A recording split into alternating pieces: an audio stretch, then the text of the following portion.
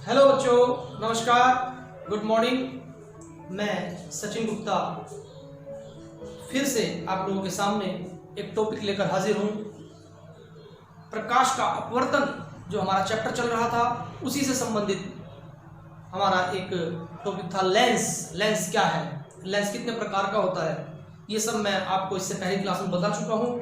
अब आते हैं कि लेंस के सामने विभिन्न स्थानों पर वस्तुओं को रखकर प्रतिबिंब बनाना। प्रतिबिंब बनाने के लिए हमें कुछ नियमों का ध्यान रखना पड़ता है। वे नियम मैं पहले बता चुका हूं आप लोगों को कि प्रतिबिंब बनाने के 3 नियम हैं।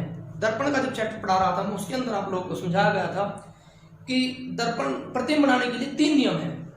नंबर 1 नियम, मुख्य अक्ष के समांतर चलने वाली प्रकाश की किरणें अपवर्तन के पश्चात सदैव मुख्य फोकस से होकर जाएगी। ये ध्यान रखना आपको, जब भी कोई किरण, ये मुख्य अक्ष है हमारा, ये सब मुख्य अक्ष है, ये मुख्य अक्ष, ये मुख्य, इसके समांतर जो भी किरण चलेगी और अपवर्तन होगा, दर्पण में जब जाएगी किरण एक माध्यम से दूसरे माध्यम में जाएगी तो अपवर्तन होगा।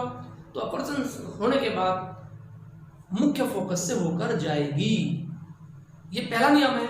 और तीसरा नियम इसका उल्टा है कि यदि कोई किरण मुख्य फोकस से होकर गई तो अपवर्तन के पश्चात मुख्य अक्ष के समांतर हो जाएगी। ठीक इसका उल्टा, थर्ड लॉ बिल्कुल उल्टा है इसका। मुख्य अक्ष के समांतर चलने वाली प्रकाश की किरण सदैव अपवर्तन के पश्चात फोकस से होकर जाएगी और जो किरण फोकस से होकर जा रही है अपवर्तन के पश्चात मुख्य अक्ष के समांतर हो जाएगी। और जो दूसरा नियम है हमारा, जो किरण दर्पण के केंद्र से निकल कर जाएगी वो बिना विचलित हुए सीधी निकल जाएगी। जैसे ये किरण जा रही है, हर चित्र के अंदर आप देखोगे दर्पण के केंद्र से निकल कर जा रही है जो किरण, वो बिल्कुल सीधी निकल जाती है। इन्हीं 3 नियमों से, इन्हीं 2 नियमों का पालन करेंगे और अपने प्रतिबिंब को हम बना लेंगे। जैसे पहला, अब वस्तु रखेंगे कहां, हम पहले रखेंगे हम अनंत पर। ये अनंत है आपका इन्फिनिटी, अनंत पर वस्तु रखिए। अनंत से सदैव, केवल इसी फिगर में थोड़ा सा डिफरेंस है, अदरवाइज सभी फिगर में सेम कंडीशन लगती है। अनंत पर रखते हैं तो अनंत से 2 पैरेलल किरणें आती हैं, समांतर किरणें आती हैं। एक दर्पण के लेंस के केंद्र से जाती है और सीधी निकल जाती है। दूसरी किरण फोकस से होकर जाती है और मुख्य अक्ष के समांतर हो जाती है। जहां पर काटती है अर्थात ये फोकस पर काटेगी तो फोकस पर हमारा प्रतिबिंब बन जाएगा। प्रतिबिंब हमारा उल्टा बनेगा, छोटा बनेगा और वास्तविक बनेगा। क्योंकि वास्तविक प्रतिबिंब और आभासी प्रतिबिंब को मैं आप लोगों को समझा चुका हूं कि मुख्य अक्ष के समांतर जब किरणें चलती हैं, जो किरणें दर्पण से टकराने के बाद वास्तव में किसी बिंदु पर मिलती हैं तो वास्तविक प्रतिबिंब होता है। और यदि किसी बिंदु वस्तु से चलने वाली प्रकाश की किरण अपवर्तन के पश्चात जिस बिंदु से आती हुई प्रतीत होती है वो आभासी प्रतिबिंब होता है। लेकिन यहाँ पर वास्तव में टकरा रही है इसलिए वास्तविक प्रतिबिंब। वास्तविक प्रतिबिंब लेंस के इस साइड में बनता है और दर्पण में वास्तविक प्रतिबिंब इस साइड में बनता है, उल्टे हाथ की तरफ, जिधर हमारा परावर्तक तल होता है उसी साइड में वास्तविक प्रतिबिंब बनता है। लेंस के अंदर थोड़ा सा उल्टा होता है। नेक्स्ट पोजीशन, यदि वस्तु अनंत और 2f के बीच में रखी है, अनंत के बाद एक स्टेप आया, पहले अनंत, फिर 2f, फिर f, 2f और f के बीच, फिर f पर, फिर f और o के बीच। ये 6 पॉइंट है। अनंत और 2f के बीच 2, फिर 2f पर 3, फिर 2f और f के बीच 4, फिर f पर 5 और फिर f और o के बीच। यानी कि हर बार हम एक स्टेप आगे आगे चलते रहेंगे। चलिए अब नेक्स्ट स्टेप चल लेते हैं। यदि वस्तु अनंत और 2f के बीच रखी हो तो मुख्य अक्ष से समांतर जाएगी एक किरण, फोकस से होकर निकल जाएगी, और एक किरण दर्पण की लेंस के केंद्र से होकर जाएगी और सीधी निकल जाएगी। ये यहाँ पर काटेगी तो यहाँ पर प्रतिबिंब बन गया। इसको कहेंगे उल्टा। उल्टा बना है क्योंकि सीधी वस्तु है, प्रतिबिंब हमारा उल्टा बन रहा है, छोटा बन रहा है वास्तविक प्रतिबिंब।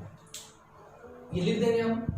अब वस्तु, अब एक स्टेप पूरा आगे चलेंगे। वस्तु को हमने 2f पर रख दिया।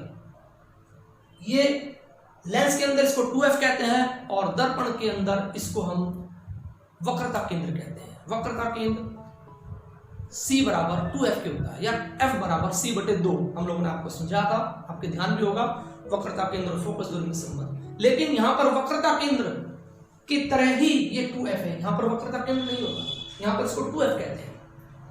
बात एक ही है। यदि वस्तु 2f पर रखी है तो मुख्य अक्ष से समांतर एक किरण गई और अपवर्तन के पश्चात फोकस से होकर निकल जाएगी।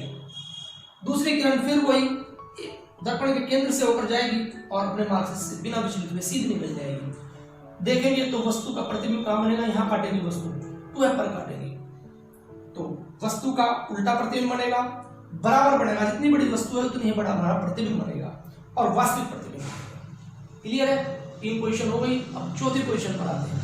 यदि वस्तु हमारी 2f और f के बीच रखी हो, एक स्टेप आगे सरक गया, इसमें भी आप देखेंगे कि प्रतिबिंब जो हमारा बन रहा है हर बार एक एक स्टेप सरक जाता है आगे। पहले f पर बना, फिर f और 2f के बीच में बना, यहाँ भी बीच में बना, तीसरी बार 2f पर बना, अब की बार 2f और अनंत के बीच बनेगा, उसके बाद अनंत पर बनेगा। तो 2f और f के बीच रखा हमने। मुख्य अक्ष से समांतर हुई किरण f से निकल के जाएगी, दूसरी किरण लेंस के केंद्र से होकर जाएगी और सीधी निकल जाएगी। देखेंगे तो कहां काटेगी, यहां पर काटेगी, 2f और अनंत के बीच में काटेगी दोनों रेखाएं। जहां पर दोनों रेखाएं काटती हैं वहां पर हमारा वस्तु का प्रतिबिंब बना जाता है। जब दोनों पर रेखाएं, दोनों किरणें जहां पर काटती हैं वहीं पर वस्तु का प्रतिबिंब बनता है। तो यहां पर भी उल्टा प्रतिबिंब बना, लेकिन अब बार बड़ा बनेगा, वस्तु छोटी है, प्रतिबिंब हमारा बड़ा बना और वास्तविक ही बना। इसकी तालिका बना लेंगे आप लोग, उल्टा छोटा वास्तविक, उल्टा छोटा वास्तविक, उल्टा बड़ा बराबर वास्तविक, उल्टा बड़ा वास्तविक। और अब की बार 5वीं पोजीशन आई। यदि वस्तु f पर ही रखी है तो f से चलने वाली किरण एक समांतर किरण चलेगी, वो f से निकल जाएगी और दूसरी किरण लेंस के केंद्र से निकलती जाएगी और सीधे निकल जाएगी। ये किरण आपस में कहीं भी एक दूसरे को नहीं काटेंगी। जब दोनों एक दूसरे को नहीं काटेगी अर्थात माना जाएगा कि कहीं अनंत पे जाकर इनका प्रतिबिंब बनेगा। और अनंत पे प्रतिबिंब कैसा बनेगा, ये भी उल्टा बनेगा, बड़ा बनेगा और वास्तविक, क्योंकि प्रतिबिंब नहीं माना जाएगा। क्लियर है? तो आप लोग याद करने का भी आसान तरीका है, यदि वस्तु अनंत पर रखी हो तो प्रतिबिंब f पर बनेगा और यदि f पर वस्तु रखी हो तो प्रतिबिंब अनंत पर बनेगा। अब लास्ट कंडीशन आती है इसकी, यदि वस्तु लेंस और f के बीच रखी हो, लेंस और f के बीच में रखी है तो वस्तु मुख्य अक्ष से समांतर चलेगी किरण और f में को होकर निकल जाएगी, फोकस में को जाना ही है उसको, और दूसरी किरण हमारी लेंस के केंद्र से निकलती जाएगी और सीधे निकल जाएगी। इसको हम निशान लगा सकते हैं।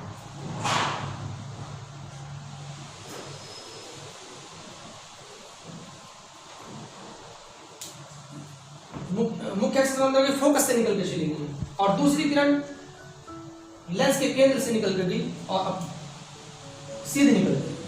ये जब हम किरण आगे बढ़ाएंगे तो इनका गैप बढ़ता चला जाएगा, जब पीछे को मिलाएंगे तो ये एक स्थान पर यहाँ पर मिल जाएंगे, अर्थात लेंस के इस साइड में हमारा प्रतिबिंब बनेगा, हमारे लेफ्ट साइड में प्रतिबिंब बनेगा।